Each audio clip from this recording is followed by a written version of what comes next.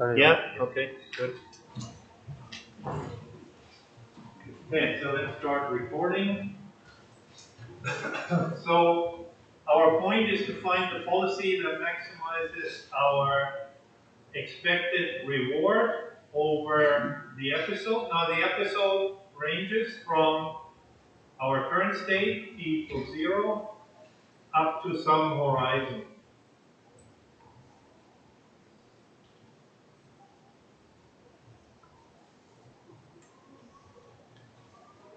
And we were discussing this in terms of the grid world, which is a very simple world where a robot can move up, down, left, or right, one step, and we can make that domain more difficult or simpler depending on what we want to show. In this case, initially we assume it's a deterministic domain, which means if I tell the robot to go up and there's a free cell to move into, then it'll move into it. If it's in V3 and it goes up, then it'll just stay in V3.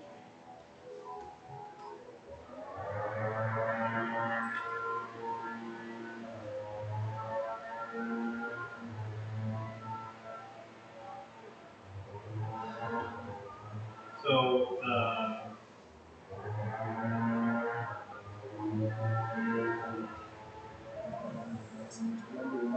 then we can find the value function for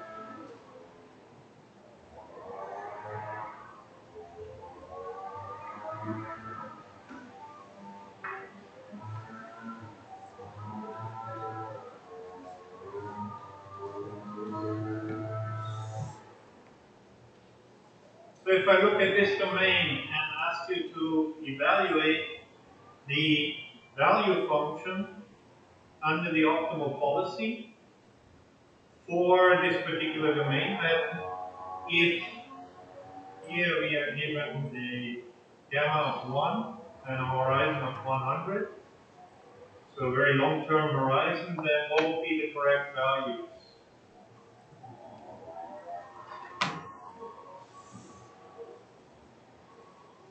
So what would be the correct value for the for state D3? Let's say.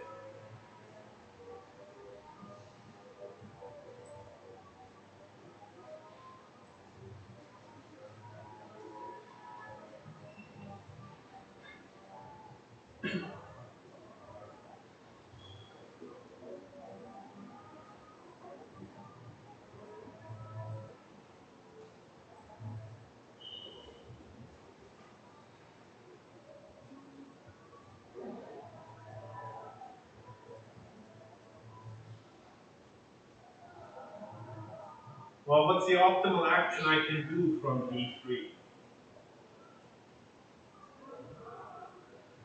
I only have 4, up, down, left, or right.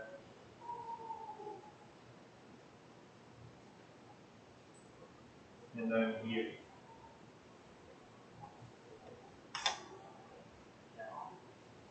Down, that's correct. Yes. Still get confused with the Chinese colors. Because red looks like, yes, that's a positive reward. So here, the best I can do is go down. And the discount factor is 1. So D3 should have a value of 93.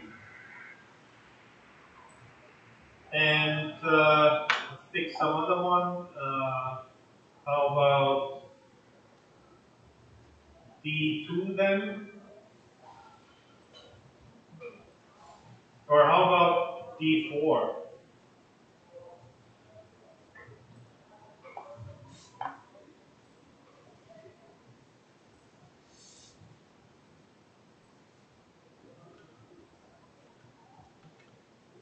Well, with D4, I cannot really do anything because I will collect the $30, but then the episode terminates. Right? So whatever action I do from one of the terminal states is going to terminate the episode. So D4 would have a value of 30.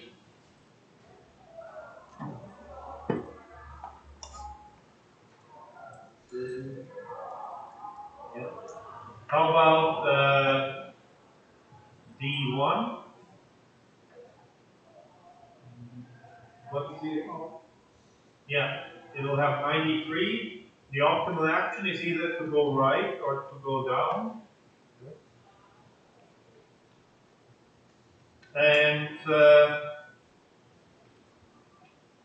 if my discount factor, so that's one of the problems, right? If my discount factor is 1, then what will actually happen to the value here? 93 everywhere except D4. D4 will have a value of 30, right? Because there's no way to get out of there and still make it to 93. So what does that mean for our agent? I guess that's another reason for having the discount factor. So what about if our agent is in state C1 and then our value function is 93, 93, 93, 93, 93.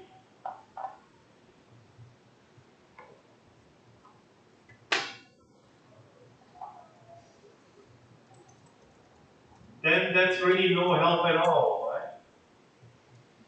Then it doesn't matter if it's minus 1,000 or plus 1,000 or 93 or 0. But the agent wouldn't know if it should go to the left or to the right or up or down. So if you think about it, why we're learning this value function is that we want to learn the value function so that we can learn the optimal policy, right? But with a discount factor of 1, then any 4 of these actions would have the same valuation. So there's no guidance there for the agent. Whereas if I have a discount factor of 0.9, then here D3 will have 0.9 times 93, 0.9 squared, 0.81 times 93, 0.9 cubed times 93. Right? So in this case, the further away we are from the goal, the lower our valuation is going to be. And in that case, then it will be able to clearly decide that going to the right in C1, going to the right is the correct move. It will have the highest valuation.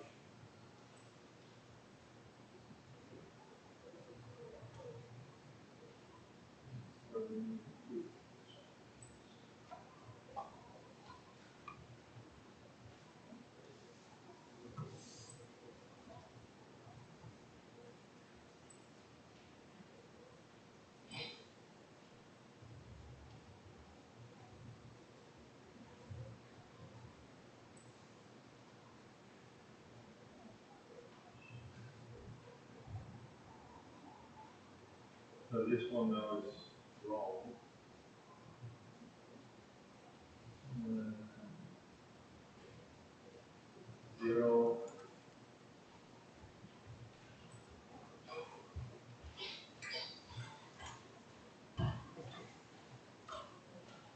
93, 3, 30.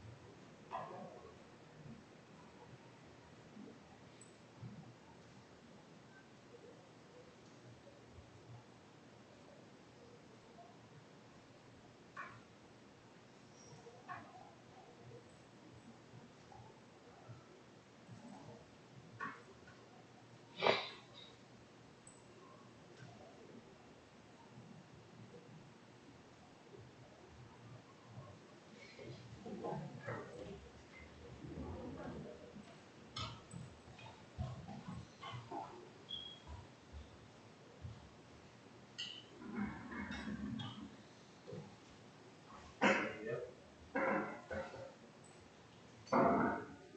And then here, um, the discount of 0.8.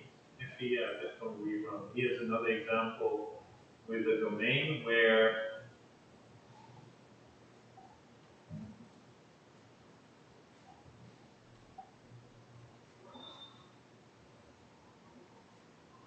the value is applied to the previous. uh, And then we can turn it from a deterministic domain to a probabilistic domain, where the functions now, the actions that the agent executes, have certain probabilities assigned with it. And in that case, let's say there's an 80% probability that the action will succeed, and 10% that we veer off to the right, 10% that we veer off to the left instead. And gamma being equal to 0.9.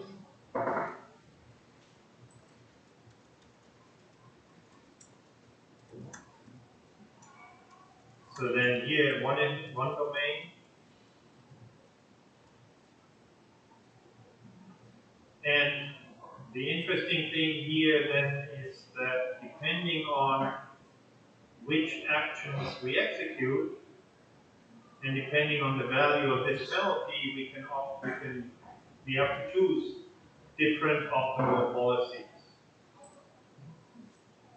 Because if you look at this particular environment, then if the agent is in this state, C3, then in a deterministic domain, what will be the optimal action? Go left. Go left, right? But now, I'm in a probabilistic domain, which means, and what would be the value of this state?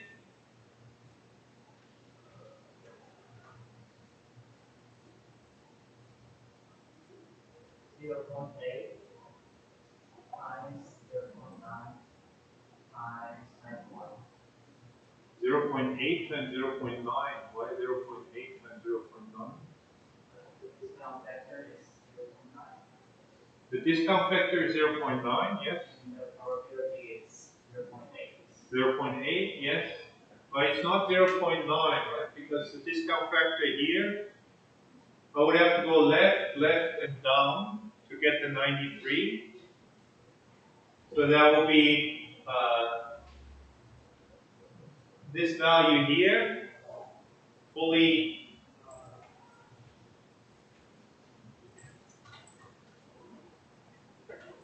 Yeah, let's just do the values then.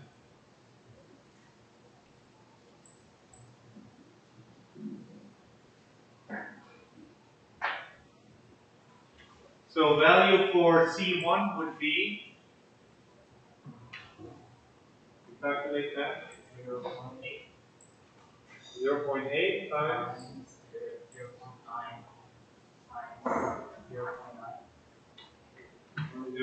91. Why 0.9? Start from C3. C1. C1 here. Right?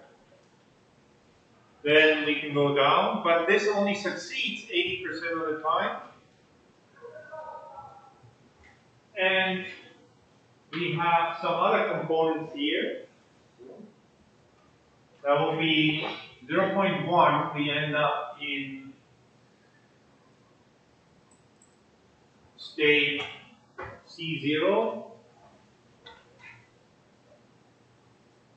And 0.1, we end up in state C1. But right now, we can just ignore these terms, because if the probability is low enough, then they will decay very quickly. Then C2 is, not C2, yeah, C2 would be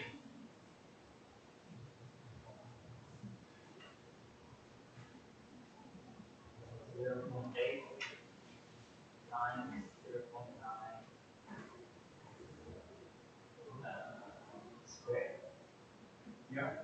Times 91. Times 91.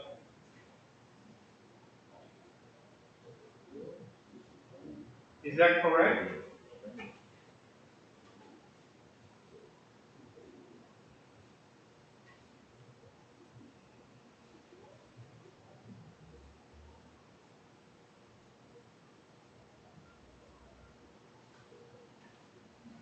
That is actually not quite correct, because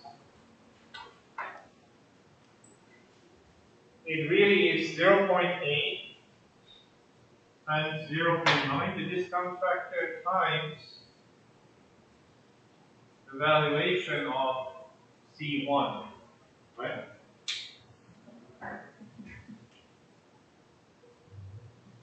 So here, not only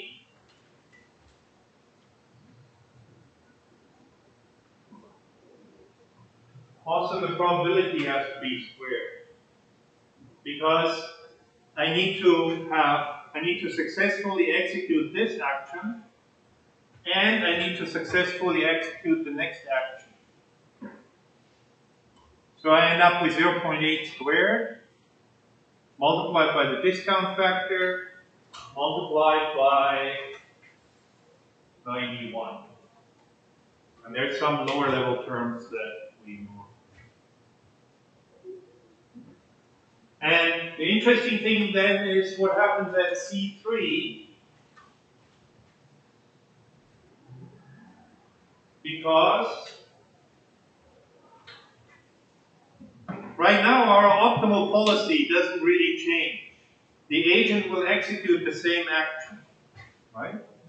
But one thing to realize is that the actual reward values here, right, they're really not that important. Whether you think you're going to get $91 or $92 or $0.9 is not as important as when you actually implement your agent, when your agent has to select actions, then what's important to the agent?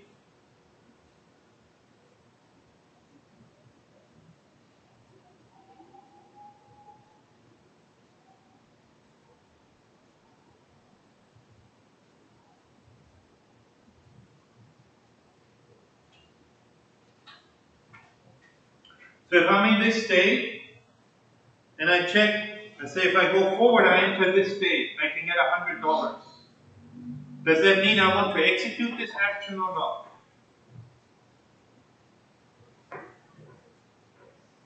Yes?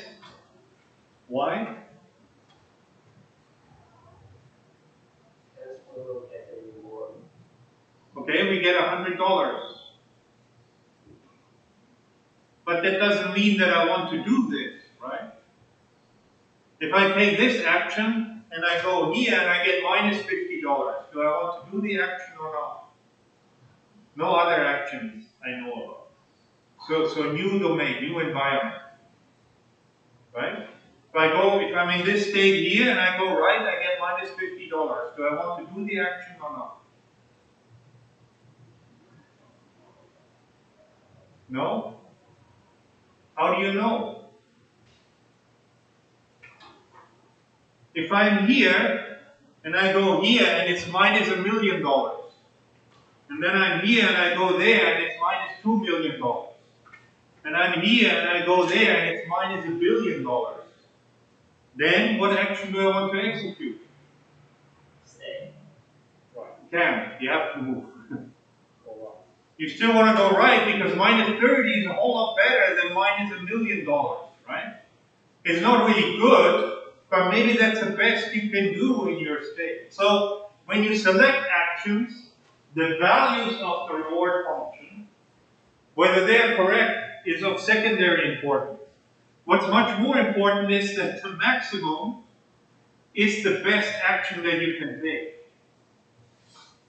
If the best action here, if this is 100 and everybody else is 0, then as far as the agent is concerned, that makes no difference if it's 1 and everybody else is 0. It will still pick the same action.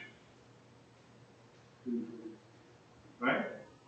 So that's why reinforcement learning actually works so well. Even though we make a lot of very strong assumptions, we're sort of not calculating the value function often quite correctly. We do function approximation, in order to estimate what the value functions are. And it's surprising the reinforcement learning works at all. But it works because we don't care about the actual value. What we care about is which one has the highest reward. Right? We want to maximize the value. But whether there's no sense of failure. The agent doesn't care whether it wins $1 or $1,000,000. They'll say, okay, thank you very much.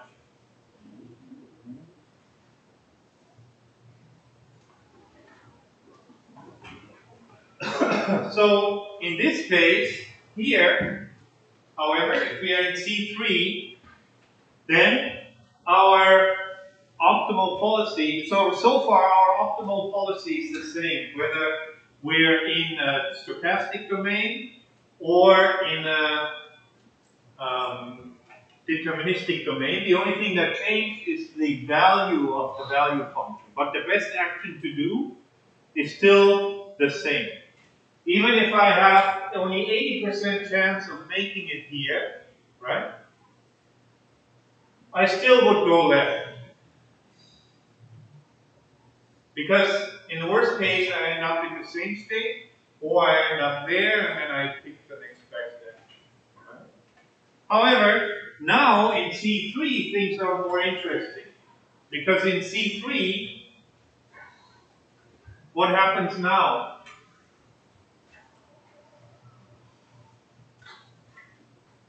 If I go left,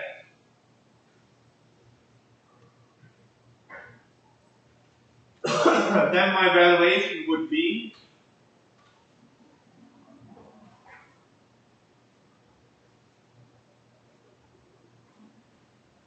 C3 is here.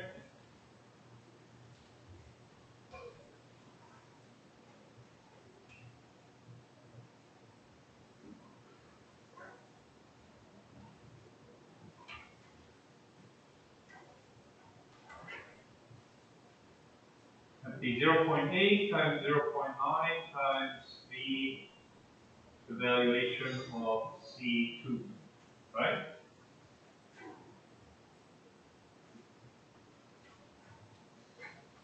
Correct or not?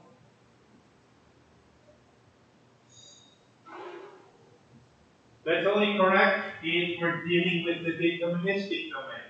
But now, we're in a stochastic domain. So the valuation of that state is actually 0.8 times 0.9 times this plus 0.1 times the valuation of state CB3 plus 0.1 times the valuation of state B0, B1, B3.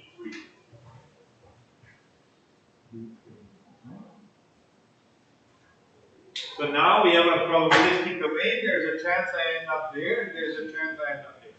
This one here doesn't really matter so much, right? I'll simply pick the best action if I end up getting knocked up there.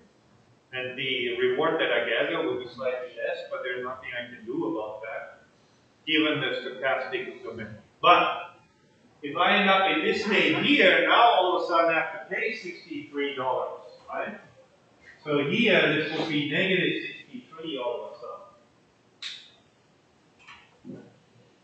So depending on the penalty that I have to pay, the optimal action for the agent may actually be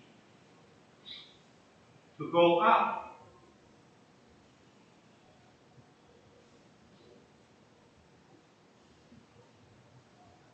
Because this would be B3, right? With 80% probability, we will end up in D3. Now D3 is further from the goal. So the reward that I collect in a deterministic domain, I never want to go there. But in a stochastic domain, this may be the better action. It's a safer action because if I go here, I never have to pay any money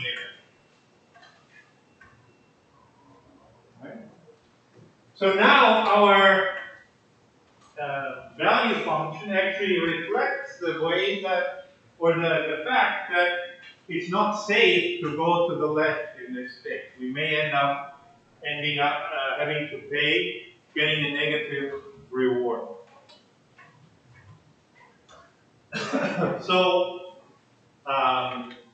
you'd have to work out exactly what the numbers are. So V star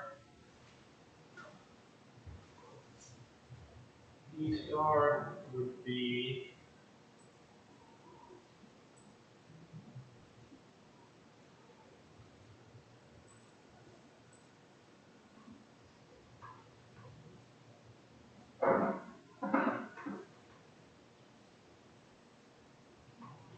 times 91 for C2.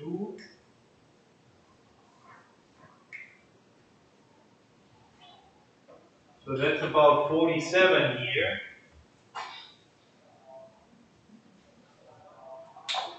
So if I go left, I have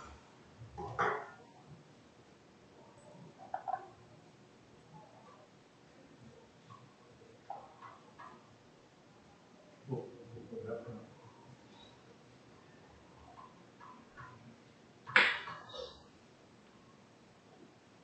47. So my reward there is 33. The penalty and C2,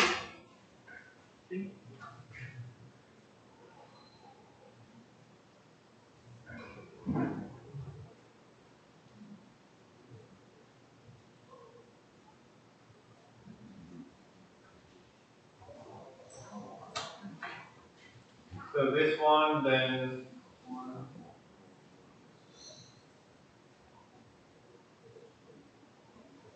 so this will be one higher, and 2 steps more. So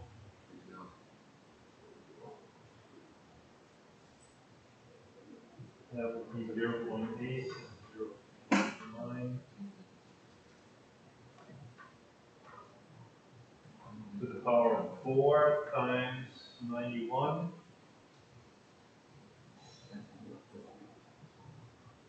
that'd be 24. So if I go up,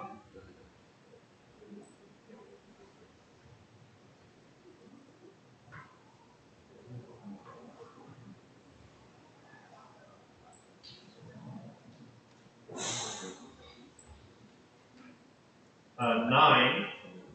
So if this term here, 0.1 times, I'm going to actually move in, right? This will be negative 6.3. If this will be greater than, if this would be negative 100, then the penalty would be higher than what I lose through growing, taking the extra 2 steps. In that case, the agent will go up, not go left. So we can see that the value function is defined for different domains.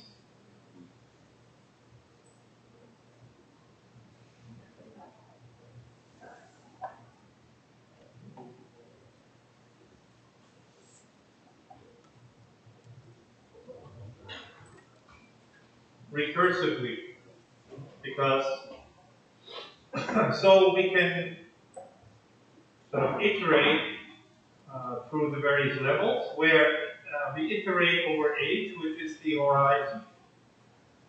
So if I cannot do h is the number of actions that I can execute, basically. So if h is 0, my agent cannot do anything, and it cannot collect any reward.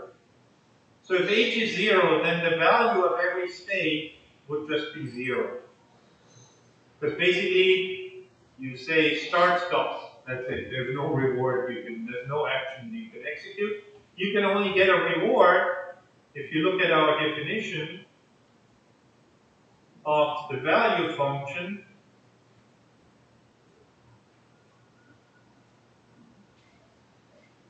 Our reward function is being in state st, executing action at, and then ending up in st plus 1. So if we don't execute an action, then there's no reward that we can get.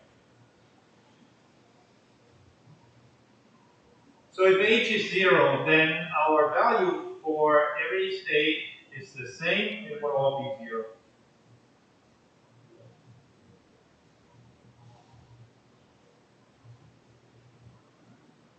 And then we can write down the recursive definition. So if I'm allowed to do one step, then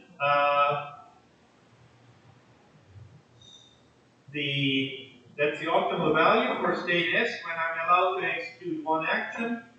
So that will be the action A that maximizes the sum of the probability of ending up in state S dash if I'm in state S and I execute action A, multiplied by the reward of being in state S, executing action A, ending up in S dash, plus the discounted reward of the value function of the discounted value function of state S dash. So that's just if I can do one step. Now I can do 2 steps, and it's basically the same expansion, right? It's the same formula here, except now h is 1 here.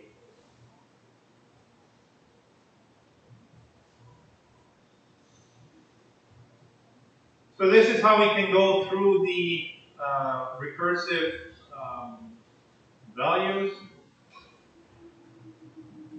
If h is k now,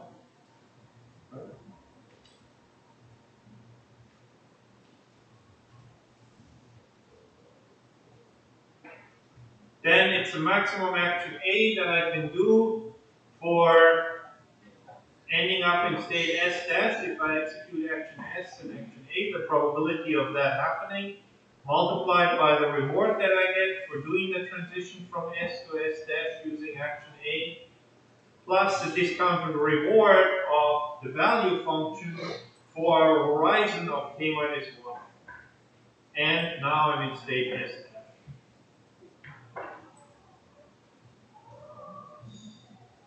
So then we can expand that further, right? Because now I have basically V star k minus 1.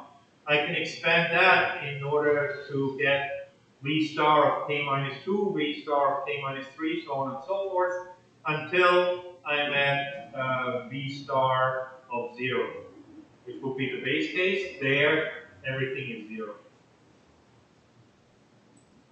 So now if we want to calculate this, that would be a recipe to calculate the value function. But the problem is that if I use that kind of computation, it's going to be very inefficient.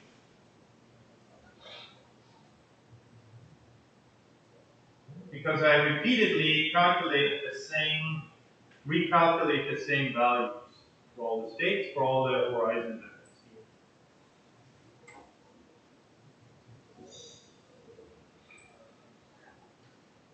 So this is, then we branched off, and we talked about V star, we talked about the Fibonacci numbers, which are given by also a recursive formula, and the sum of the previous two numbers, and it's well known. But the problem is if I calculate that using the recursive definition, so this definition is correct, and I look at the runtimes, then you can see how the runtimes grow exponentially.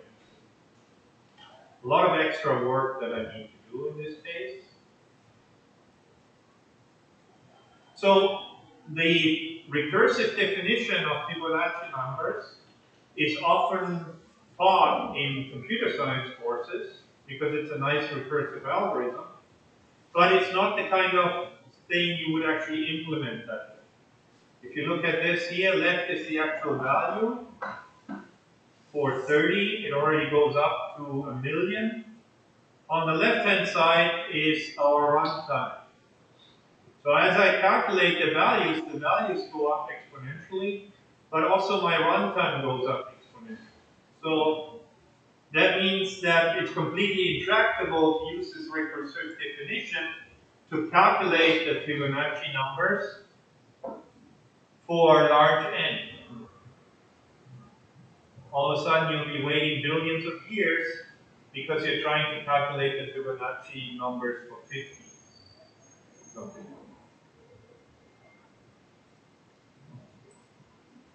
So one solution to that problem, and a very powerful one, is dynamic programming, and reinforcement learning is based on dynamic programming.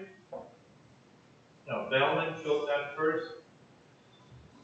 So that's a very general problem-solving approach to problems that have certain features. One, you have a solution that consists of various subparts, and the solution to these subparts are reused repeatedly, so it's worthwhile to cache them, and you can cache the solutions in a reasonable manner. Like you can cache the solutions efficiently.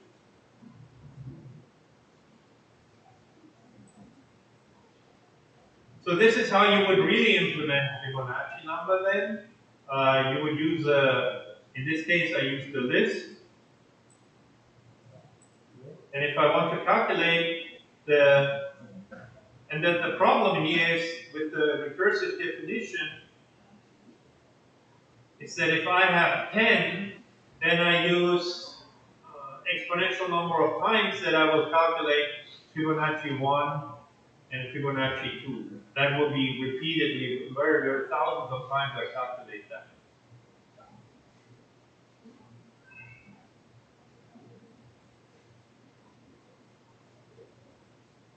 So here I just have a list of Fibonacci numbers, and my second version of the algorithm is just checks.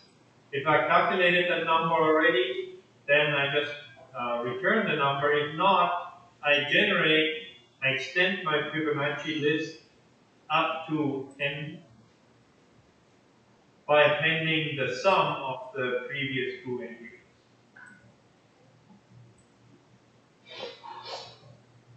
So this is correct, and then I can run it, and then we have a sort of, in this case, constant runtime basically.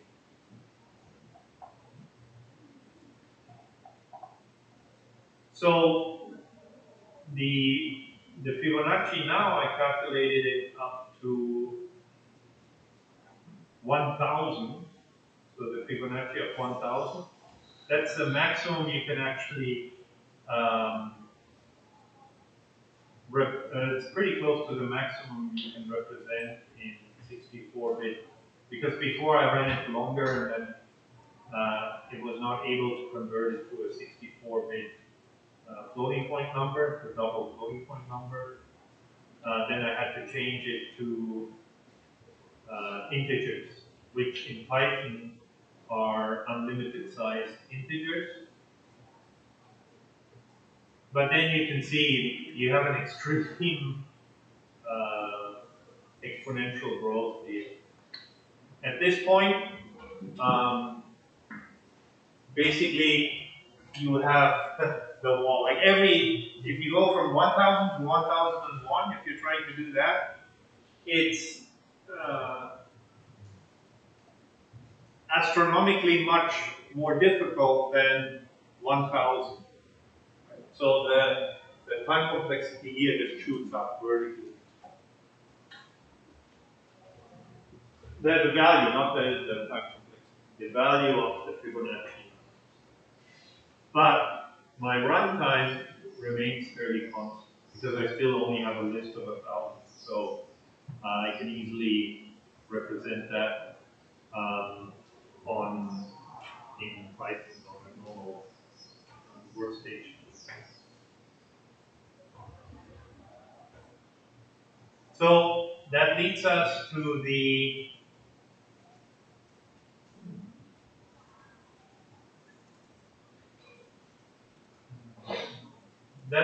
then to an implementation of the value iteration algorithm, or an implementation of calculating the value iteration.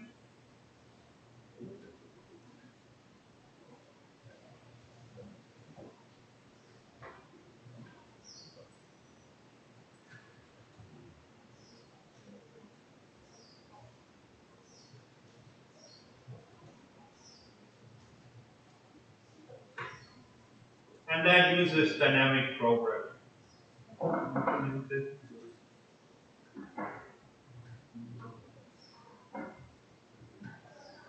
Because without dynamic programming, it would not be tractable. The runtime would be much too high, much too slow. Algorithm would be much too slow.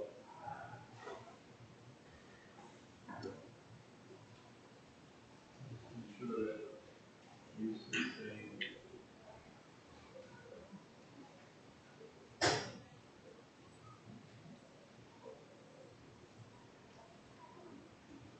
So the algorithm has several steps.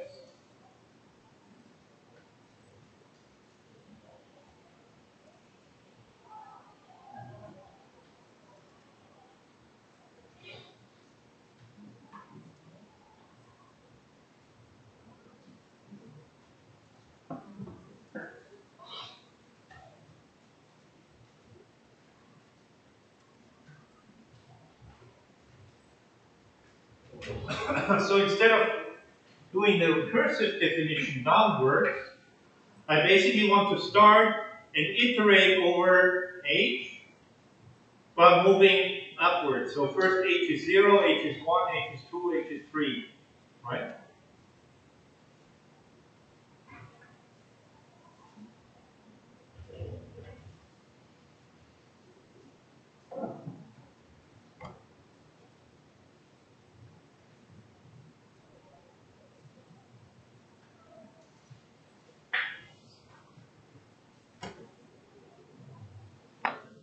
So then in a loop,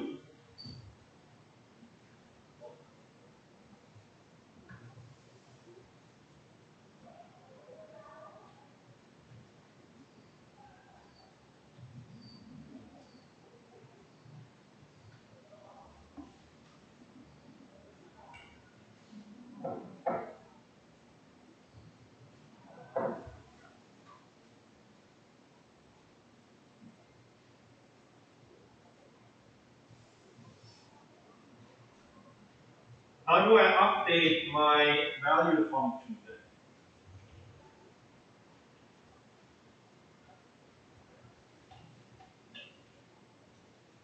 Well, that will be the maximum action that I can do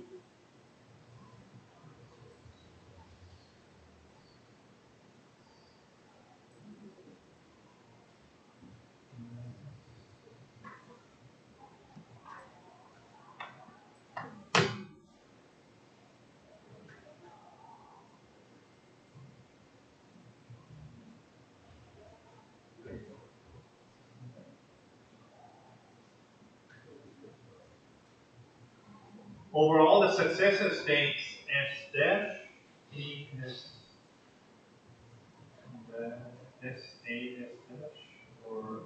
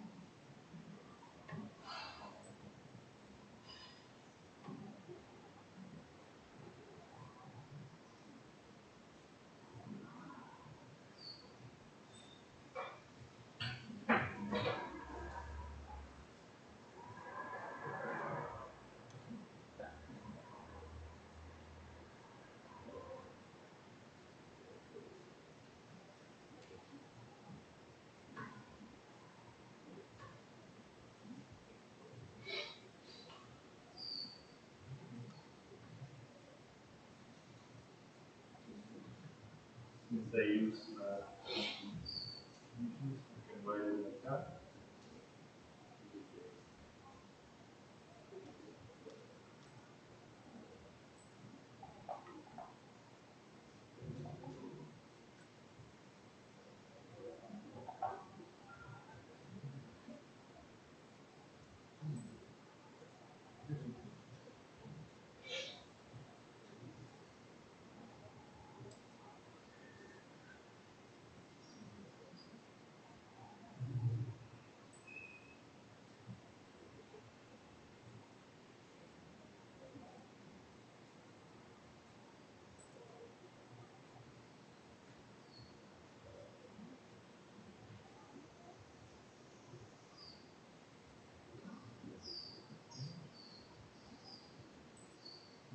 So that's the first thing I want to do,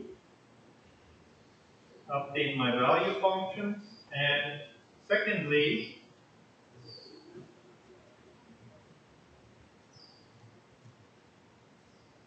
I want to update my policy too.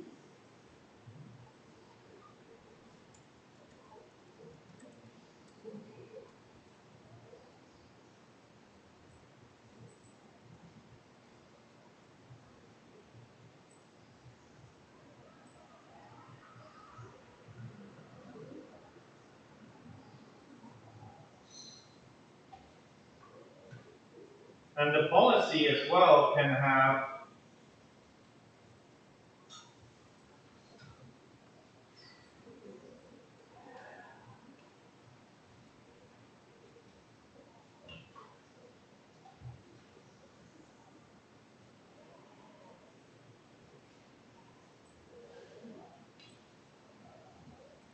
we can iterate over, because it changes over time, right? It changes with the horizon that I have.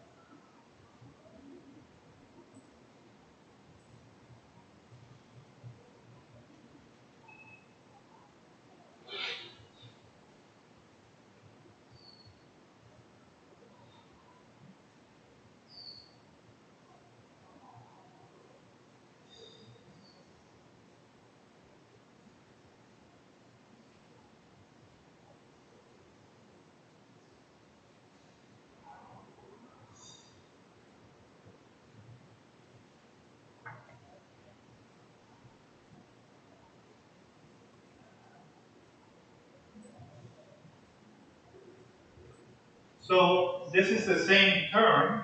Oh,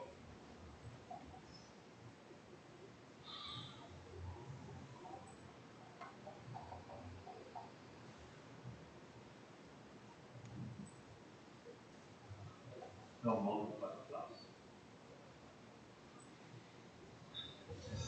This is the same expression here, except one time I calculate what the maximum value is, picking the maximum action, and here I figure out what the argument is, what that action actually is.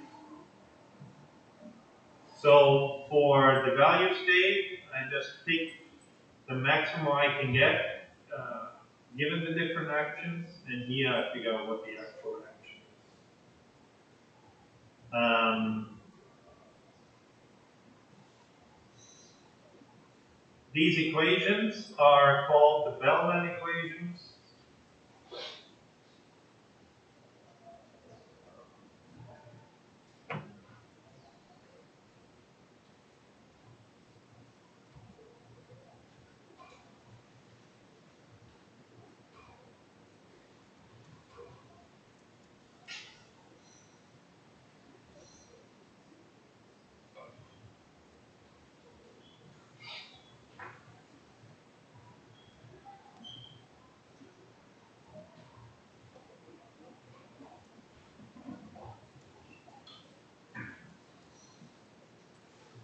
This is also called the Bellman update.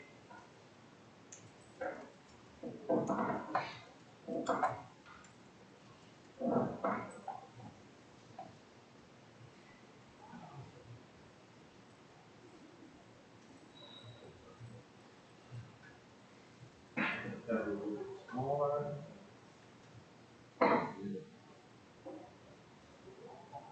So that fits on the slide.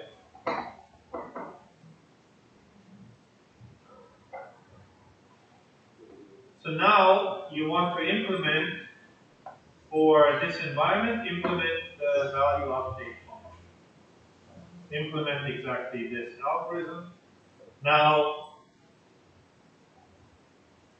this policy, you don't really need to implement explicitly. That will be implicit in the value function. Like instead of, if you have the value table, right? conceptually, we sort of dealing with two things here, the policy and the value function. And it's important to sort of keep that in mind, those two parts, because when we talk about exploitation versus exploration, trade-offs and things like that, that's important to understand, to think about the changes to the policy, when we change the policy, when we update our value function. But right now, in the simple case,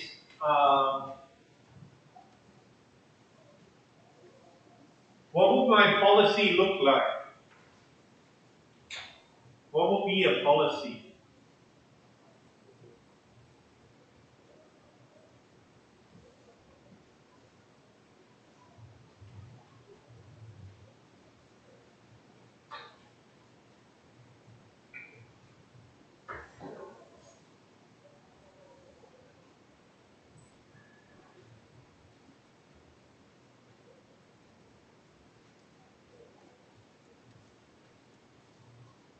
How would we represent a policy?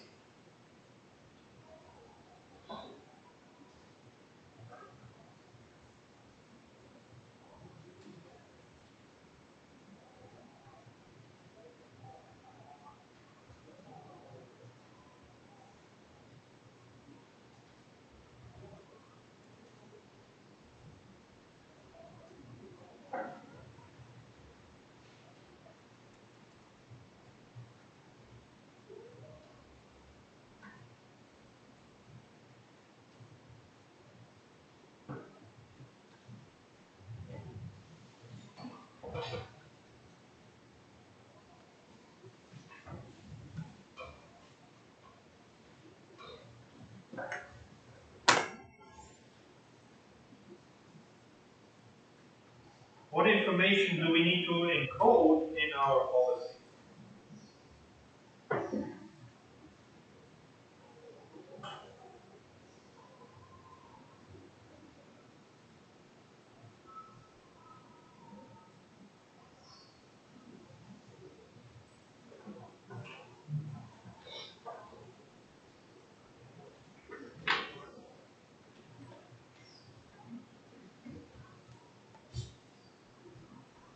If we look at this domain again, our grid world,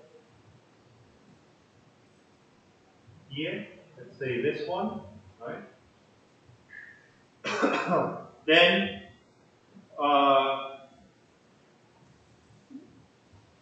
if I say always go up, is that a policy or not?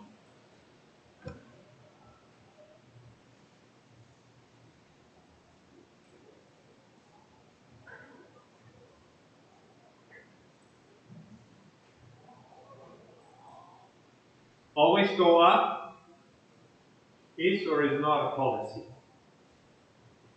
It is a policy, because now I know how to select an action. Every time, whatever state I'm in, I always go up. So the action that I select is always go up. So that is a policy. If it may not be a very good one, but it is a policy. So a policy must allow me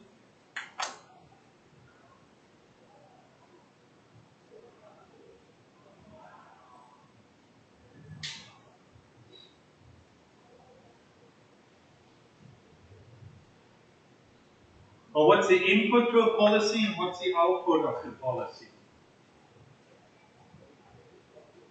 If you write it as a Python function, then what would the policy look like? The policy, and then my input would be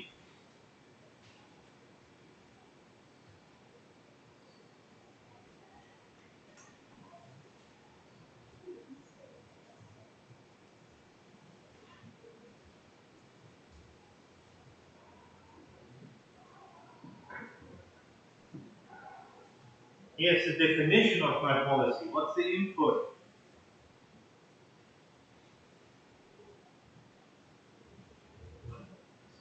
It's a function of the state, right? So my input is a state, and the output is we return an action, right? So it's a mapping from state to action.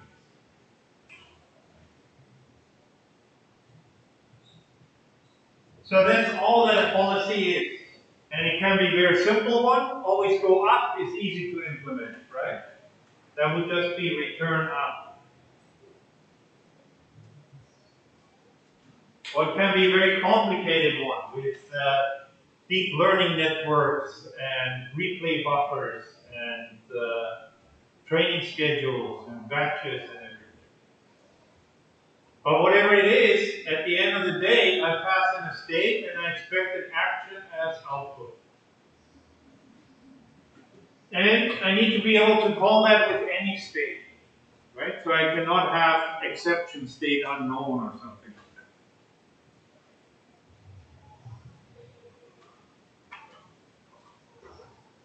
So, with the standard value update equation, if I store this then on a computer in the grid world, how would you represent it?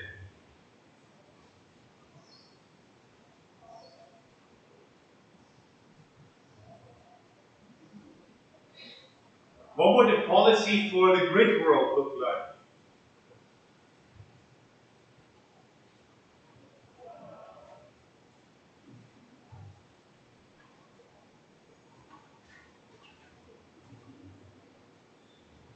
Well, I have to pass in a state, I have to return an action, so whichever way I do that, right? So, the most intuitive one would be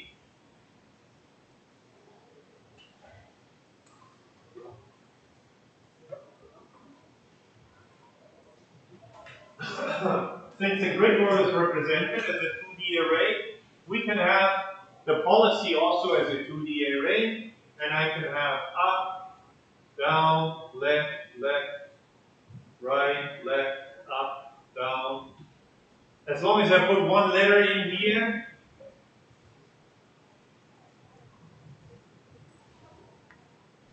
that would be a policy. Right? Now, if I base my value selection on the value function, which is what we do here, right? I use the action, the argument that maximizes that expression. So the maximizing action here for this particular term. Now this particular term, however, is exactly what's stored in the value table. So that means we don't actually need to store both parts. Because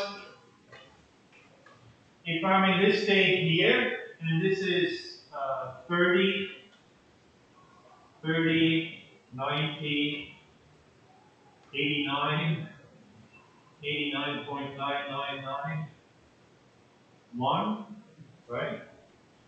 And I look for my neighbors and I pick the one that maximizes the reward, then I would select one there. Right? So implicitly, our optimal action will be defined by our value function. So in this simple case, we can sort of, both of them are merged together, which is why sometimes people get confused about reinforcement learning. But policy and valuation, or policy and later on Q values, are different things. And we may, the more complex algorithms, we update them at different times.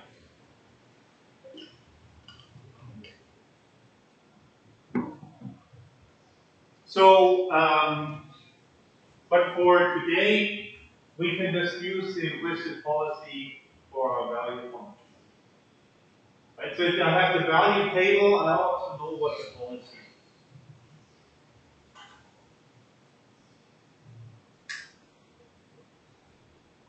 is. search through and pick the action that gives you the maximum reward. But those two things are conceptually different. They're not the same. So let us implement the value update algorithm for the grid world. So you can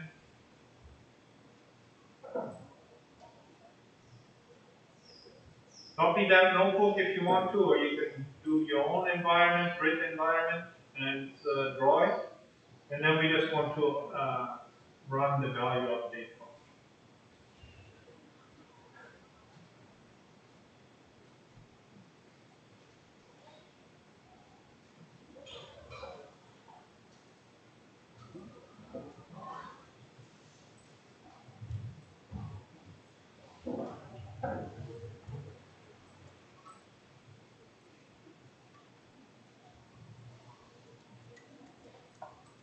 So here you can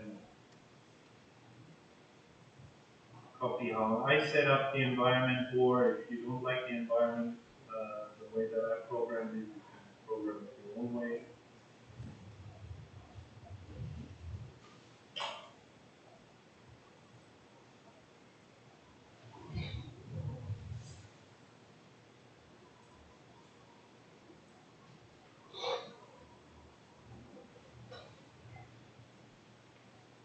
Now I just have to go back and check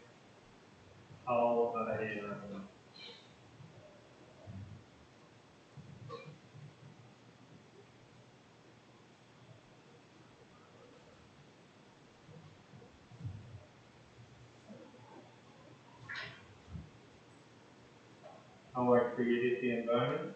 Okay. So here let's generate one, draw it.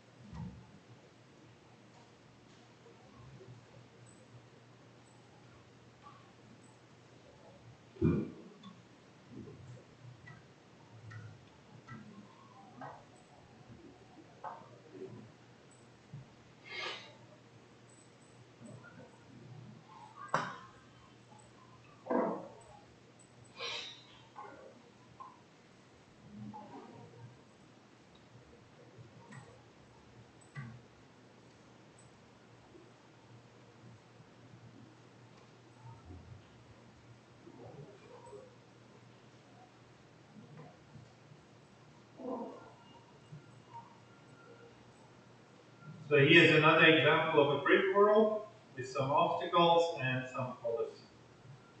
Again, that may not be a good policy, but it is a policy. It tells me for every stage that I can reach, uh, that is not an obstacle, it tells me which way I should go.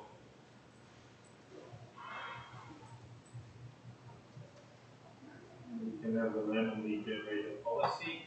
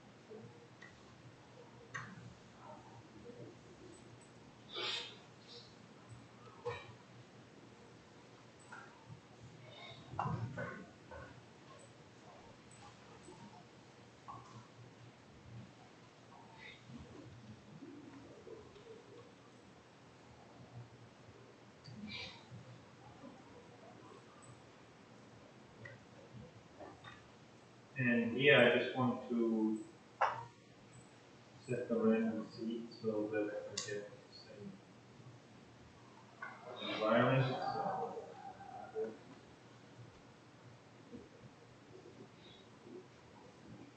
make that a little bit bigger.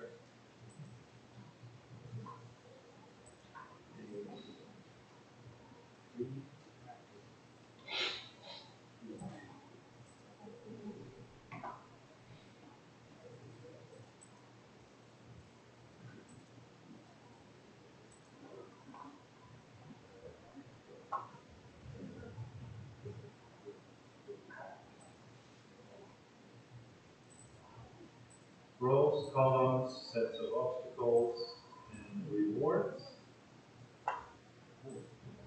Reward coordinates. Row.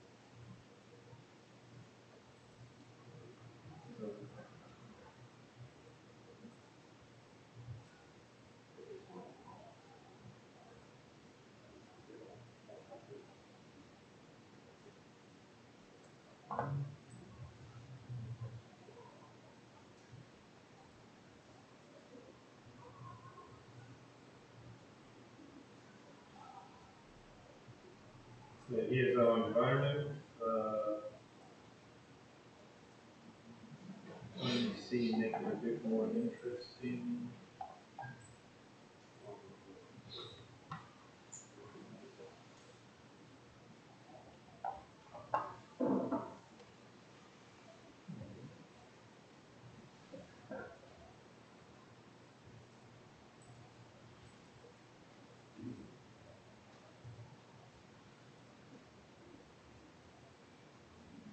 Mhm. Now make it negative for two words. Yeah.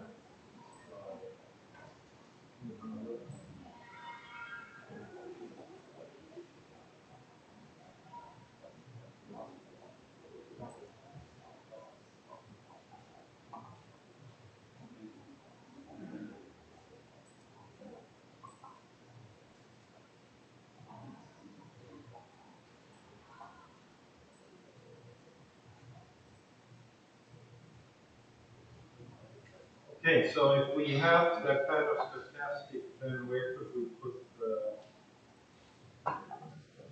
rewards?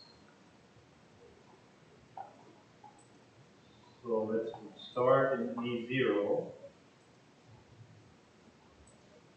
and then C2 should be negative, and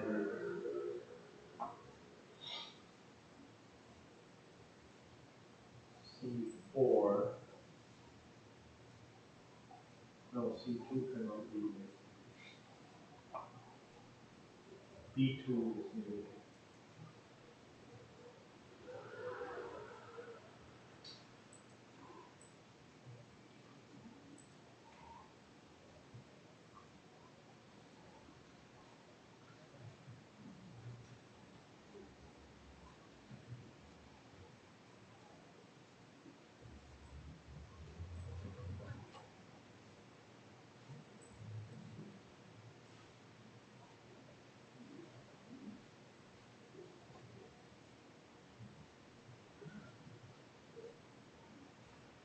So D3 then would be 1, 2, 3,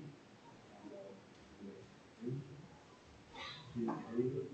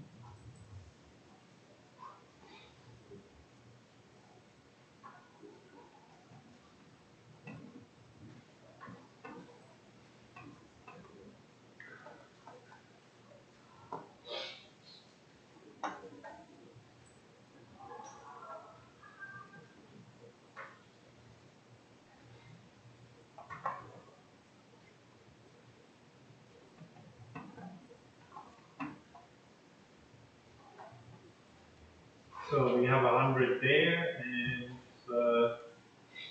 let's put one, one, two. Let's put that.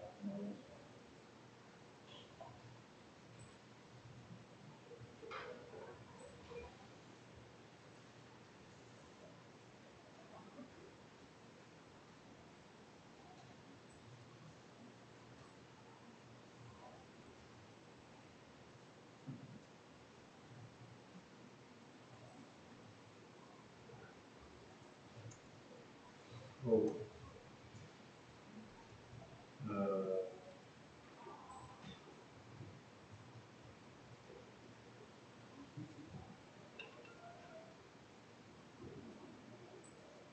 remove.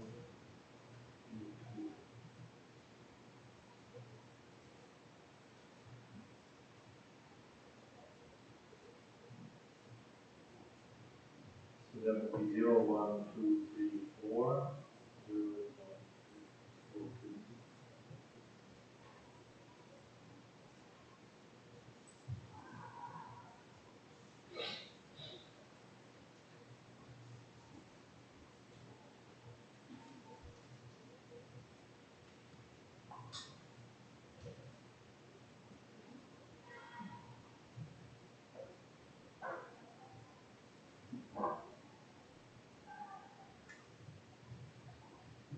Okay.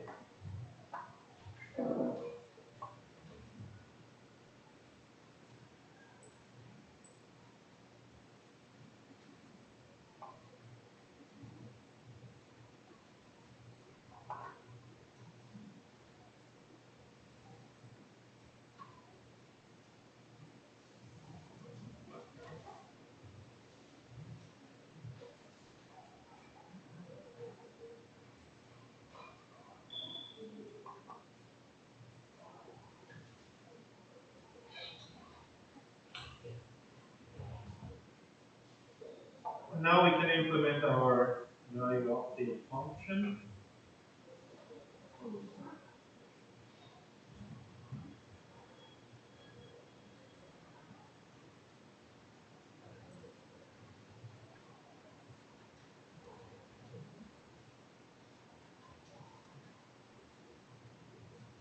This splits up our environment.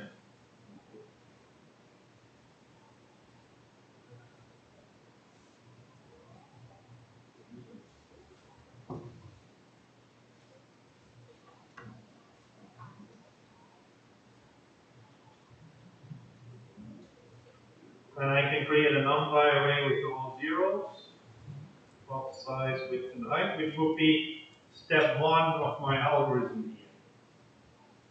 And it just says initialize an array.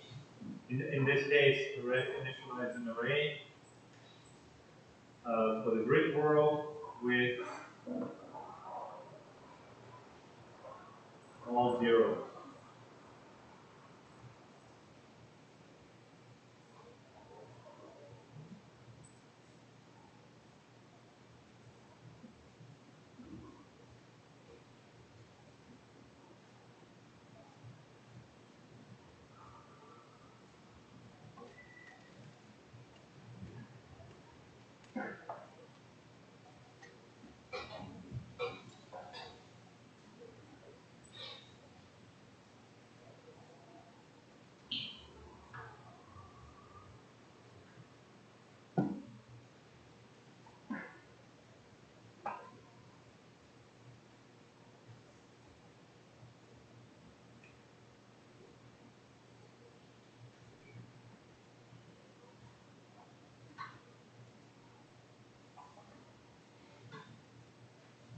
Okay.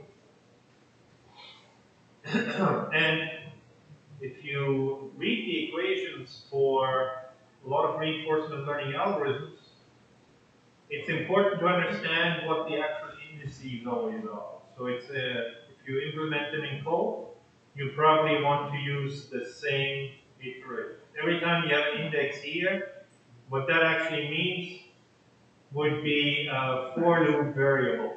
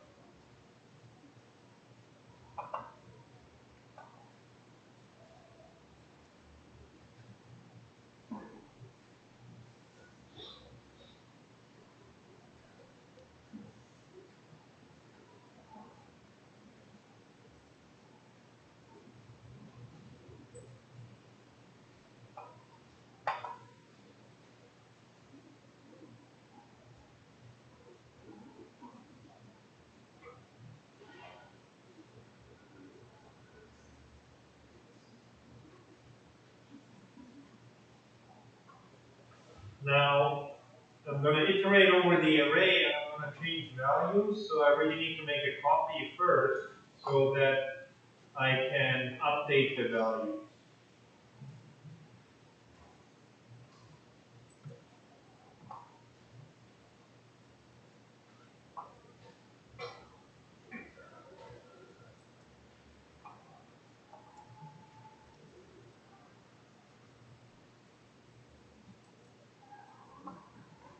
So then I need to iterate over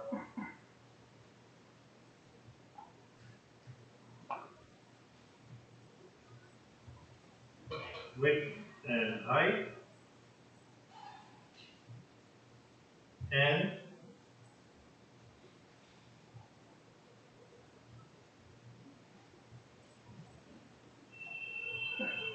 the other thing I need to iterate over would be